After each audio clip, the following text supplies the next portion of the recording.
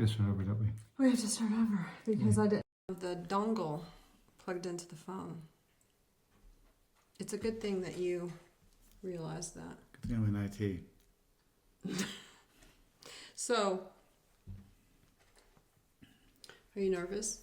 No. Okay. I just wanted to Not go at all. over. Good. So I want to introduce you to my husband, Dale. He and I have been married for 21 years. Yes. And we complement each other in our personalities and that kind of thing, which is a good thing. So, did I already say how long we've been married? Yeah. 21 years. Are you nervous? No, you already asked me that too. So, do you remember the time that we were brand freshly married? And we got in front of the church, very small church. We met in a school. Was it the cafeteria? Yes.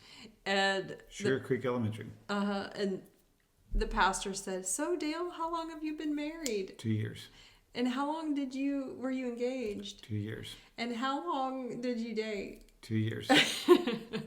And we all had a nice laugh. That was a long time ago. It was. So 21 years ago. 21 years ago, yeah. So what do you think? You're getting ready to be, in March, you'll be 57. Yes. Right? Yes. You know, I'm going to be 50 in August. Mm-hmm.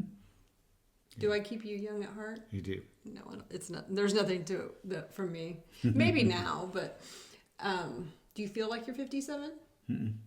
You've always been young at heart, I believe. I have. And something else, you've had some health issues, just very Basic stuff. yeah, minor. basic. Nothing crazy. Nothing like chronic illness, nothing like obesity. There was a period of time that we can talk about in a few minutes that you had gained a significant amount of weight. A lot of Yes. it was stress, traveling for work. Probably a lot of it was stress and not doing the healthiest things, you know. We'll get into that. But other than that, you have always been super healthy, Mm-hmm. Pretty much, for the most part. very capable. And you served in the U.S. Army for 4 years. Mhm. Yeah. Do you remember, did you weigh, you didn't weigh quite enough. I was underweight to join for my height. Yeah. And your height is 5'10". I weighed 131 pounds. Oh my gosh. And I was eating 5 to 6 times a day. Yeah. All right. But before we get into some of that, let us talk about the carnivore diet. Mm-hmm. It's been almost 2 years. It has. Do you remember the first days? I started in the middle of January and of 2023. I think really you were about a month behind me. Yeah. Yeah. You did not have nearly the health issues that I had before we met. What do you remember about the carnivore diet when I told you I wanted to do? I thought you were a little crazy, but I was excited because I like steak. Yep, so. You do, don't you? Mm-hmm. You are one of the few people I had ever known that liked ribeye and liked the fat. Oh, yeah. My plate's always empty. Yeah. I'll eat it all. Yeah. So do you remember thinking, gosh, this is a weird thing? Anything like that? Or like, is there going to be heart issues, like the medical part of it? I didn't think too much about the medical. The only thing I thought was how long we're going to be able to do it because you were not a big meat eater. Yeah. I didn't like meat at all. No. Okay. So do you remember anything that you noticed from me in the beginning? I know you went through a little bit what they call it, keto flu or carnivore flu, what do they call it? Yeah, transitions. You transitioned about a week and a half. You seemed like you were a little under the weather, for lack of better words, a little bit flu-ish, cold type. Yeah. That's what I remember. Then you almost like flipping a switch. You just took off. I do remember that. Do you think that I was like happier? Because honestly, was I a sickly type person or not? Not to be mean, but you always seem to have something health-wise going on. It was, I won't say constant, but it was. I was a low energy person. Yes. Yeah. Do you remember me being more withdrawn in the last 10 years? Or you were probably more withdrawn up until you started the carnivore diet. I think you're Yeah. now way more outgoing than you've ever been. Yeah, it's kind of funny. Do you remember, was I like this, in the beginning when we first met? Um, I don't remember. I was a little more. you were a little more outgoing. Yeah, but because you were when- 25 when we met. Right. So, I mean, Yeah. So, true. and I think as you aged and put on some weight and wasn't feeling that well, and we're always, not always, but, bouncing from illness to illness to illness, I think it just brought you down. And Yeah. since you've been on carnivore, I don't know if you've even had a common cold. I mean, I don't know that you've been down more than a day of, just being a little under the weather. I don't think you've been more than a day. So, no, you are completely different. What do you prefer? Sick wife or, Yeah. you know. So, all right. So, in the beginning, one thing you need to know about Dale is he has a very healthy competitive streak in a great way. That's a great thing. We both just kind of realized it in the last year and a half. Mm-hmm. So, do you think that played into it when you started doing the carnivore diet? Because I'm strict, especially in the beginning. I started out, I was strict. I was lion diet for 2 weeks because I had inflammation that was coming in my eye, and I just did not want to go down that route again because I'd been in that. It just had chewed me up and spit me out because of considerable chronic illnesses.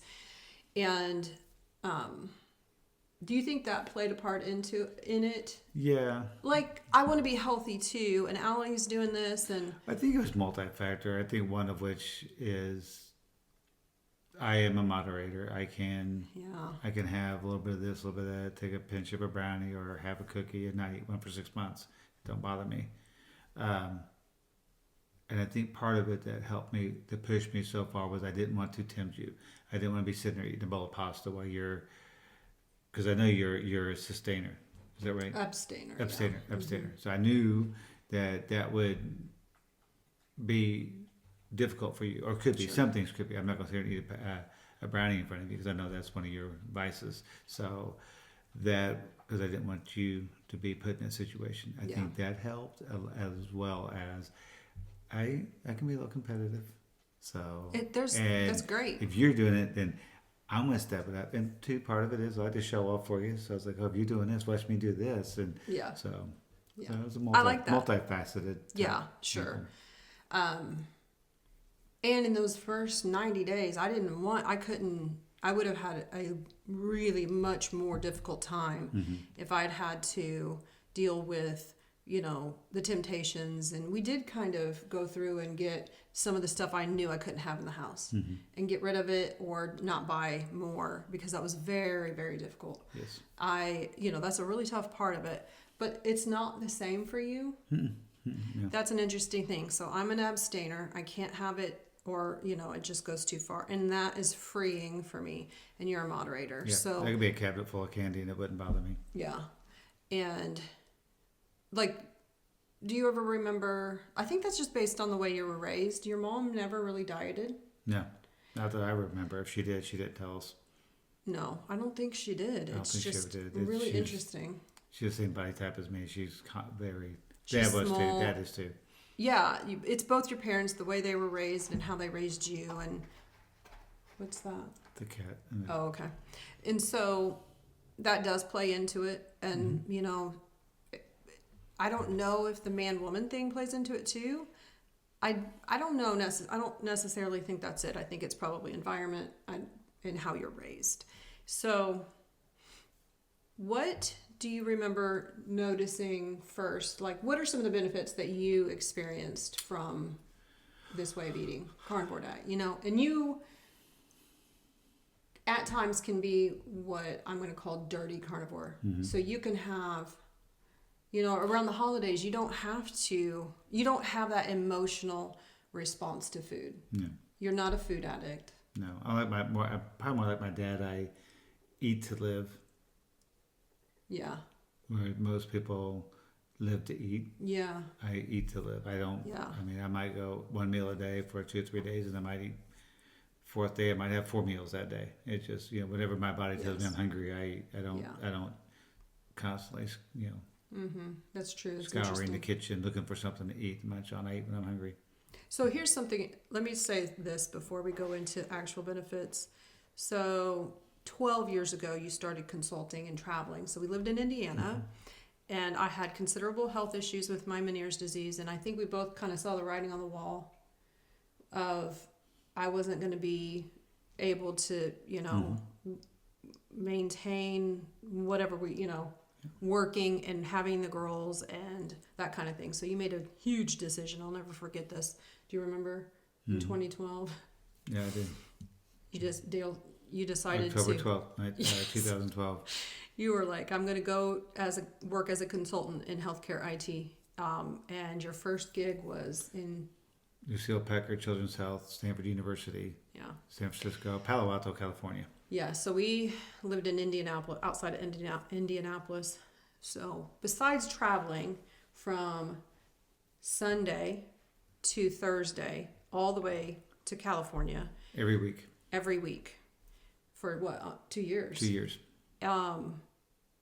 And there's a 3-hour time zone difference. Do you think that's probably when the stress that was probably the highest stress for you, do you think? I think so, yeah. And it's hard to eat when you're on the road. It is hard to find. And I wasn't eating the cleanest before. But when you get off work and you're tired and you're 3-hour jet lag and you land and you're working and then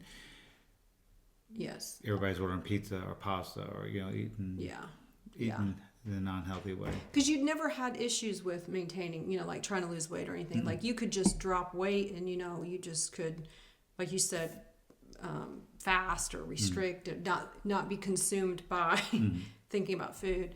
I actually, because it did start a little bit before that, but that was when my health issues were really at the worst. So you didn't have some great habits, but you could easily drop those. Yeah. And you did gain a significant amount of weight, don't you think? Yes. But I don't even remember you saying, okay, I got to lose this weight. I don't think you even did. No. I think the stress kind of started to ease, or you started to manage it better after 2 years of traveling. And then, I mean, you worked out of state up until 2020. Yeah, 1920, yeah. Yeah, because I was still traveling. Traveling had slowed down to about every other week, starting in 19. But yeah, I traveled for 5 years every week. Yeah, it was a lot. All right, so we talked about abstainer, moderator, diet culture, starting out. Benefits. So let's talk about the benefits.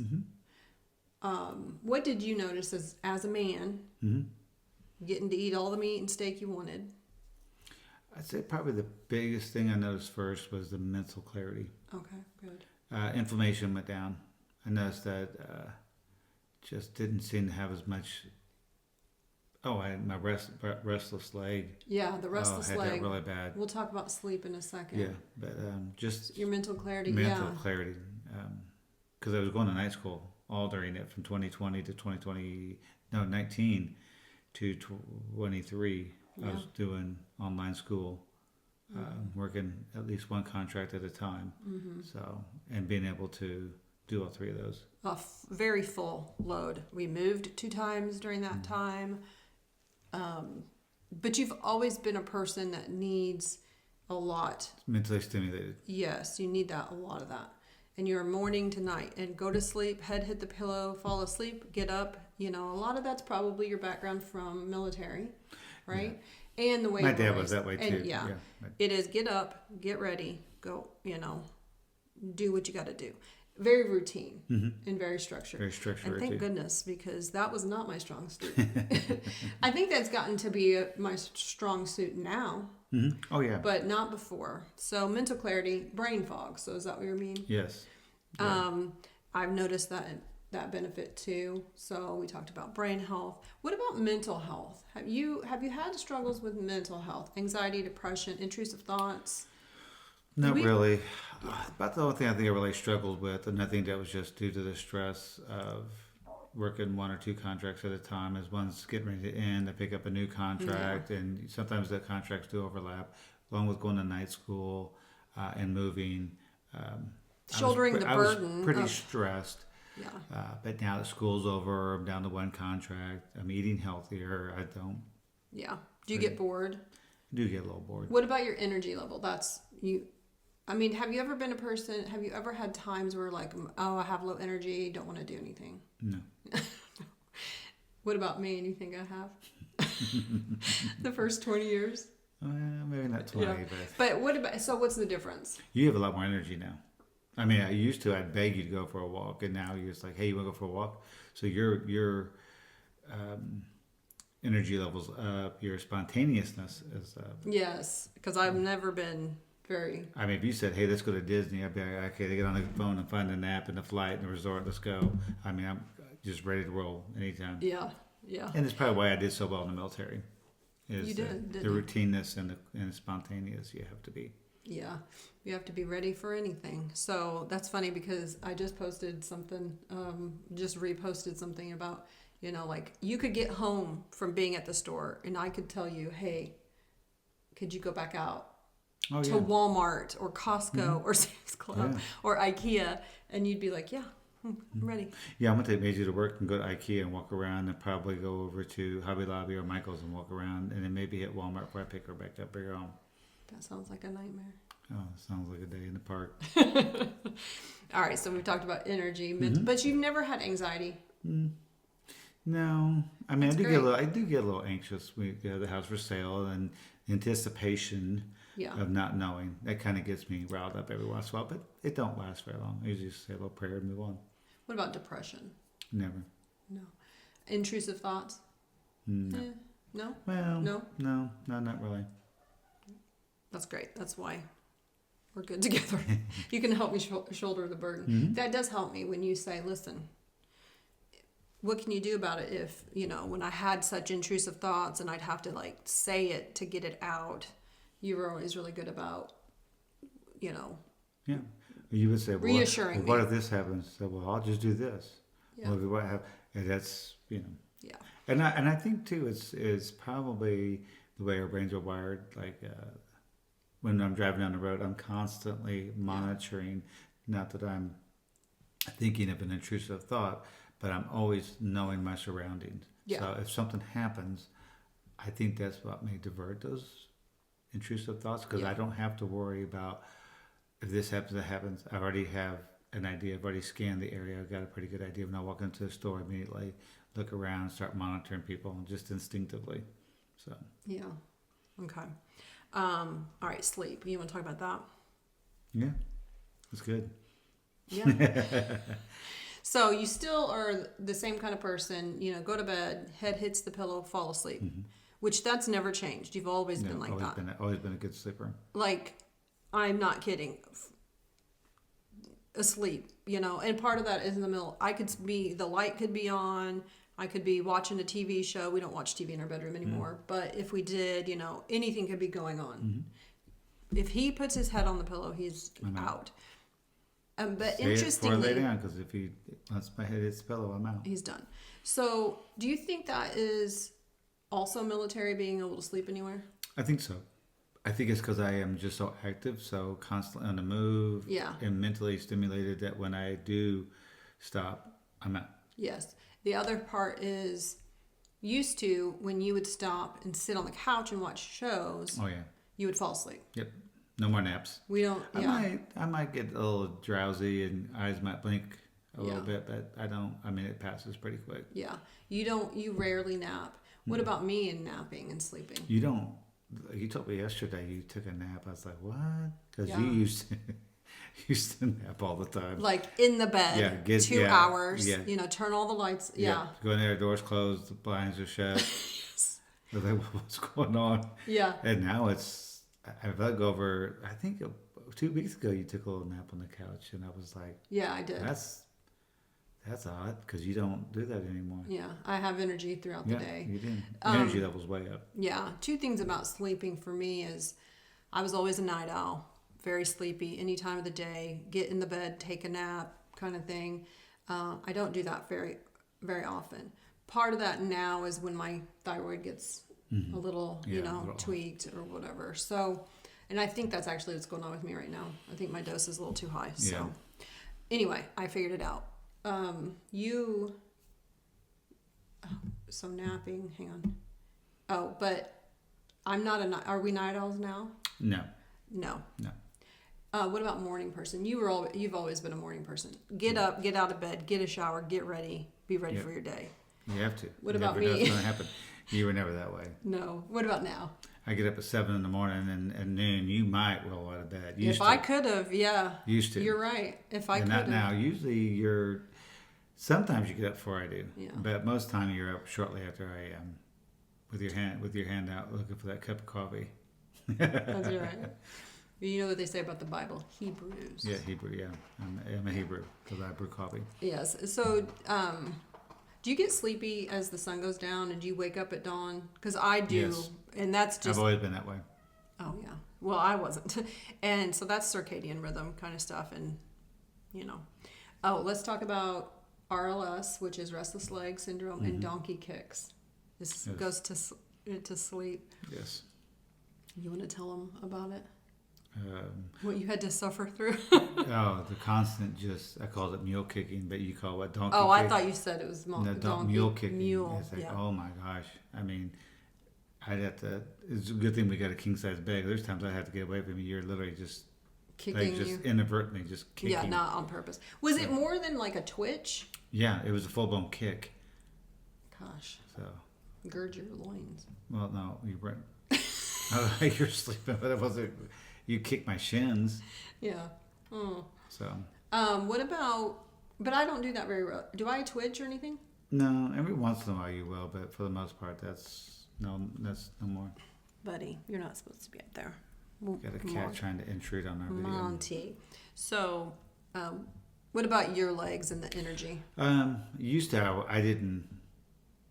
I'm assuming it's restless Like leg that, yeah. syndrome. It was just like I would lay down, and it'd feel like my legs were not twitchy, but just had a bunch of unused energy. I had to move them because it almost was painful. That's gone.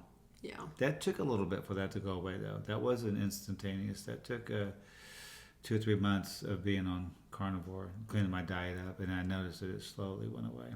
All right. So the last thing let's talk about.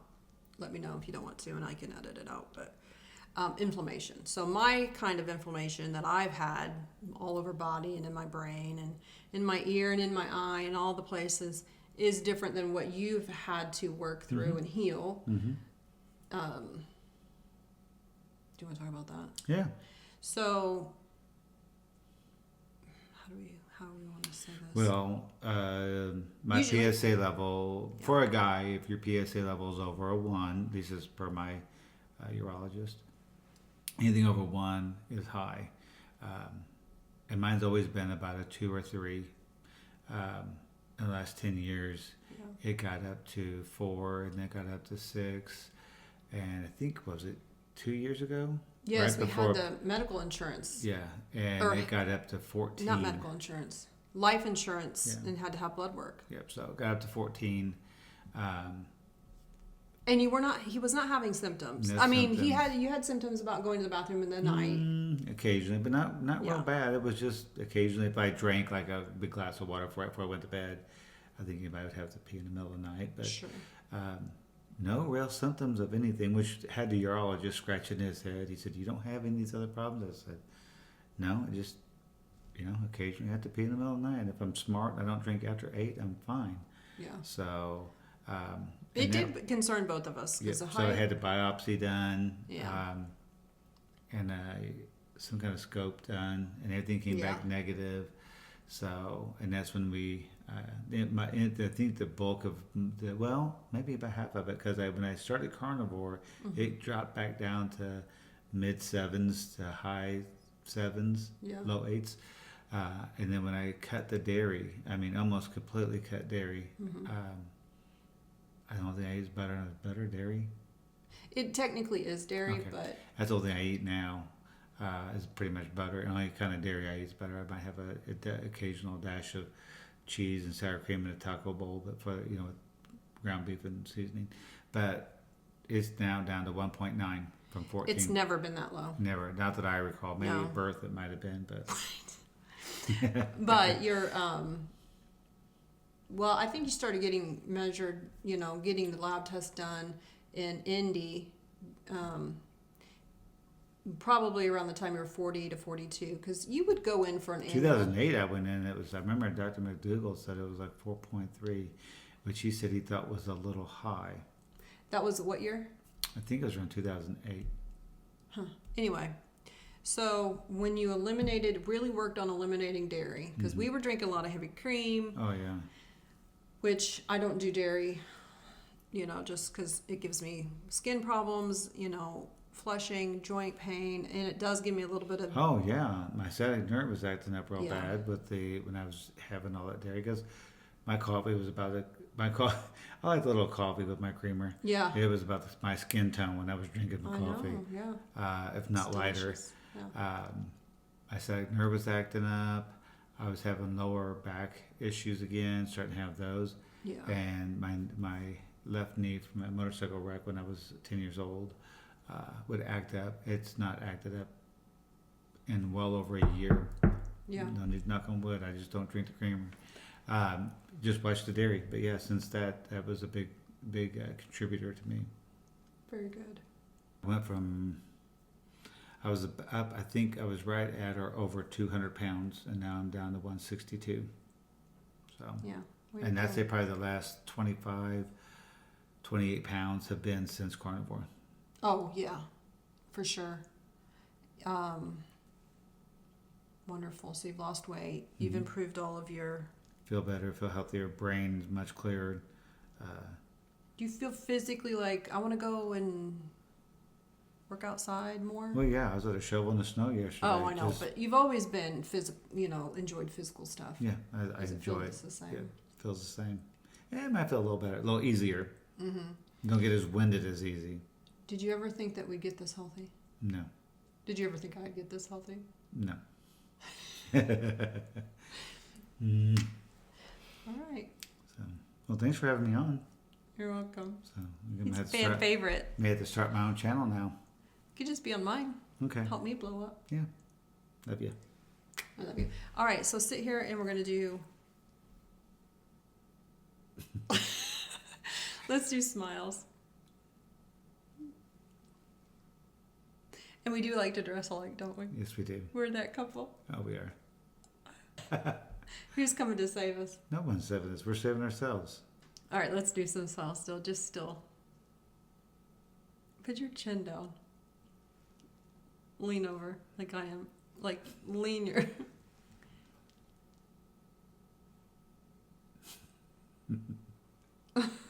He's so goofy. Now lean forward. Look at the camera. You gonna put this in your bloopers reel? I don't know. It's a long one. All right. Love you. Bye. Goodbye.